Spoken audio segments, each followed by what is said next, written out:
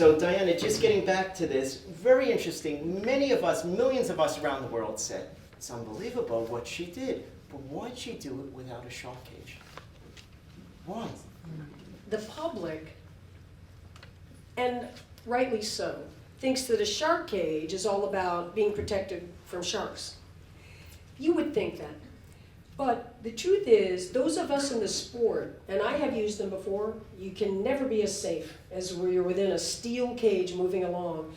But any big structure like that, as you move along, even slowly at 2 miles an hour, as you careen along like this is how Jack LaLanne got the Queen Mary to move, by holding a piece of steel wire in his mouth.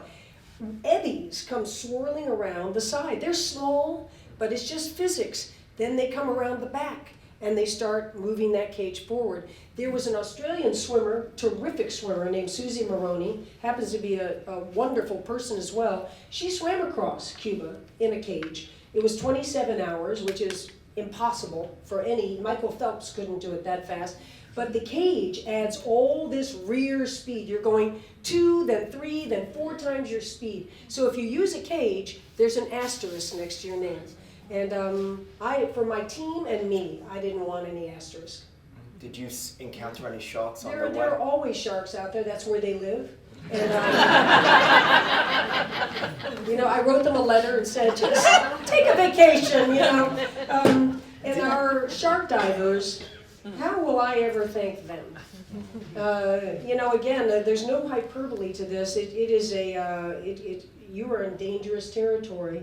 And, shark experts can tell you, well, they know that you're not their food. They're not going to come after you. And then others say, a little low-frequency vibration like you going by when a shark 50 miles offshore hasn't eaten in a couple of weeks is a very attractive dinner bell. And we used kayakers, and they go right beside me and behind me, and they have something called a shark shield. It's an electronic device that emits an elliptical field underwater. We've seen footage whereby sharks don't like that electricity, and then we've seen footage where when they're hungry, they come right through it, they don't care.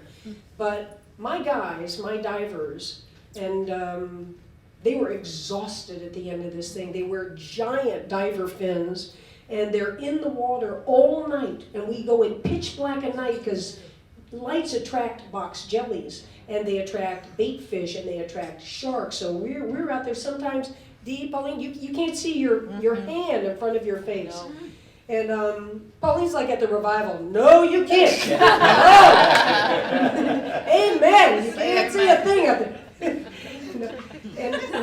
But my guys, they go in, shifts. They're waiting back on their mother ships, getting rested and fed and ready, so their eyes are good. They come over, and all they can see is the 2 luminescent eyes that are below. In the first swim of this era, I had tried when I was young. In the first swim of this area, our Australian shark guy, I stopped. He was sort of close to me. They're not supposed to touch me at all, and he yelled out, "Diana!" in his Australian accent, "Get over close to the boat now!" And he's a very soft-spoken guy, so I took that very seriously and went over and swam next to the boat. But they're looking, and they're putting my life ahead of theirs, so that if there is something that moves quickly, they believe they know their behaviors, but they don't behave as they do in Peter Benchley movies. They don't come up with the dorsal fin showing and circle a number of times and let you know. They come up quickly from underneath, but they were ready with PVC piping.